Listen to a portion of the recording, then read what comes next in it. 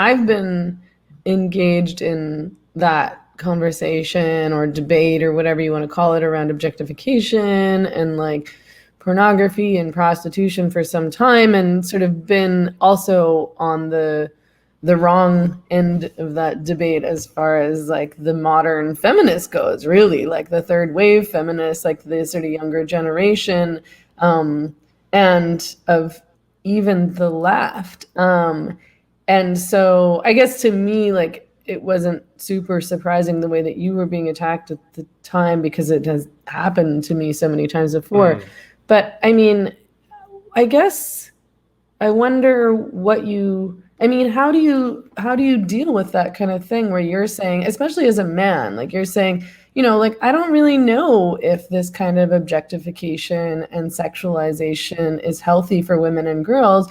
And then a ton of women come after you and say, well, actually, like, I really love objectification and you're a man, so you don't get to talk about this.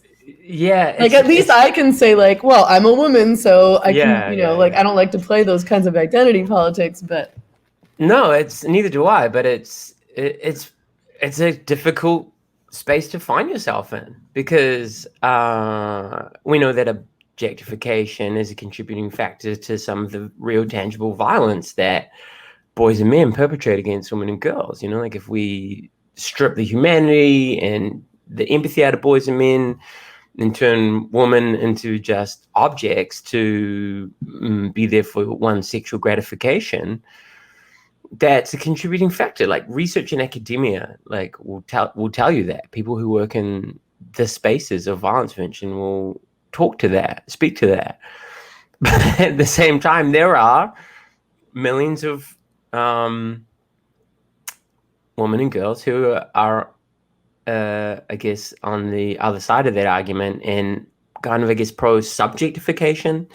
And I do get that there is some sense of empowerment in presenting yourself to the world as you want to. And this is the thing.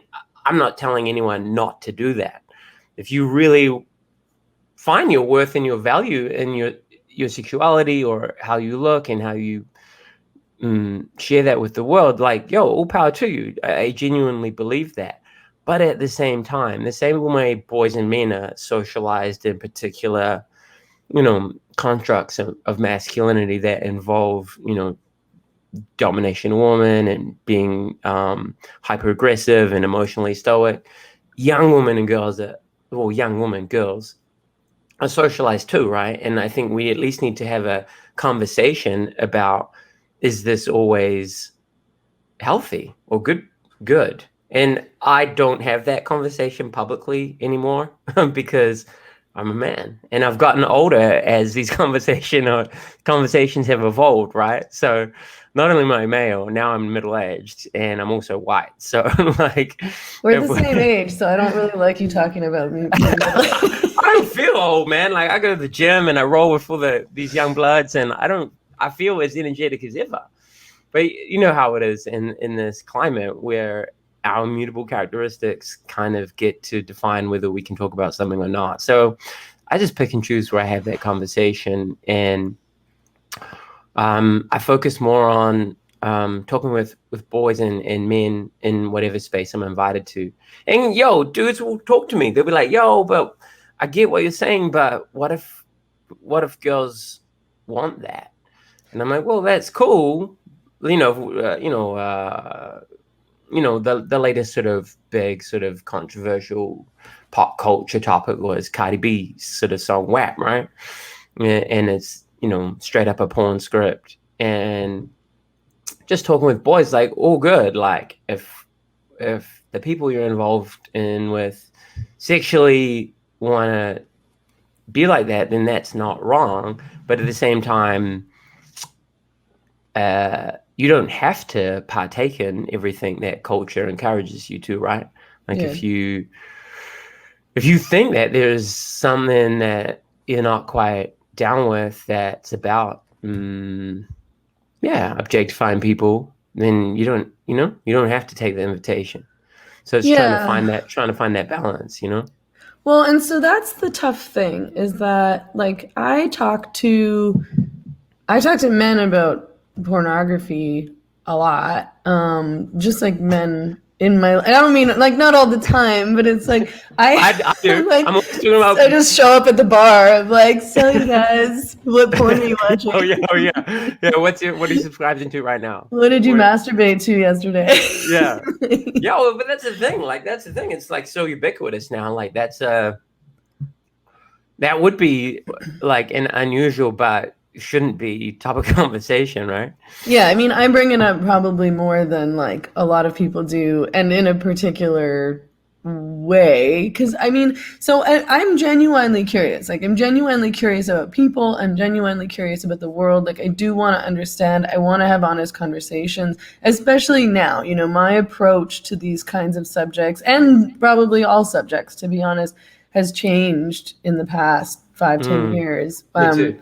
Which is that I don't want to shame or harangue or like, attack or, I don't want to try to bully people into seeing things my way because at the end of the day, they're not going to see things your way. They're just going to tell you what you want to hear. And I don't want to hear what I want to hear. I want to hear the truth, even Yeah, if yeah. what they're telling me is upsetting.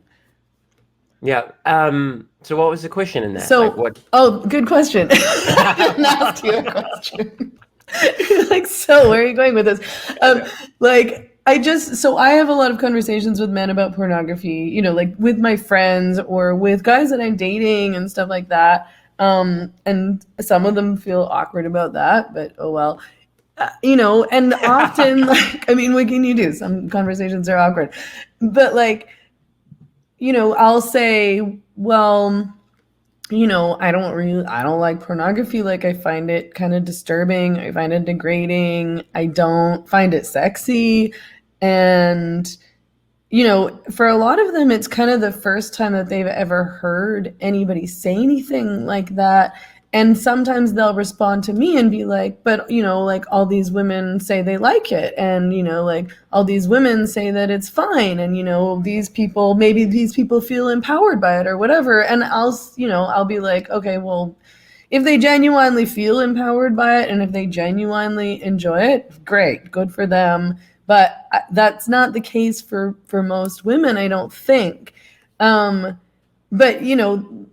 it's become almost a harder conversation to have because things like prostitution, pornography, objectification have been positioned as empowering for women or potentially empowering for women, and that if you criticize it, you're being, Sex but basically, negative yeah, or or like or part of the phobic or patriarchy. Yeah, yeah, anti-feminist, yeah. really. So how do And you yeah. like, yeah, Yeah, that's a really, really good question. Because I've changed my thinking too. I used to be like, all porn is bad, all sex work is bad. You're part of the problem if you're part of the consumption of this. Now I've had to like split it out a lot more. So for anyone watching who doesn't know what I do, I go and travel around New Zealand and Australia, and I speak in schools, I speak in businesses, I speak in prisons sometimes. I've talked to the military around violence prevention, that's gendered in nature. I talk about constructs of masculinity, and I talk about porn. And when I'm talking about porn, I think it is important to understand that if we're talking about porn, it's a huge, huge cornucopia on the internet, like anything and everything that I can't even imagine is out there. But I'm talking specifically about mainstream heterosexual porn, the sort of porn that you find on any sort of MindGeek being the parent company yeah, website of something like Pornhub. like Pornhub, yeah. Yeah, Pornhub had I think 42 billion visits last year, and I think it's like it's like 130 million. I don't know, a day. I'm not very good at maths, but that's just one website. It's like a stupid amount of content being consumed, and that shifts our understandings about what sex is and isn't, and what a healthy relationship is and isn't for anyone consuming that. And if you're consuming that without any sort of counter narrative, then that would be potentially dangerous. And as someone who speaks in schools all the time, I know that kids don't get the education they need to balance that out. So that's kind of where I find myself now. I try really hard not to say, yo, porn is bad, or you're bad at looking for looking at porn. Like, there shouldn't be a shame in that. Like, the majority of people have a biological interest in sex, and then there's a socialization to look into sex as well. You know, like, having been a teenage boy once, I had a lot of energy and time to you know, want to get laid or jerk off. You know, I'm older now, that's faded, but academically speaking, that remains true.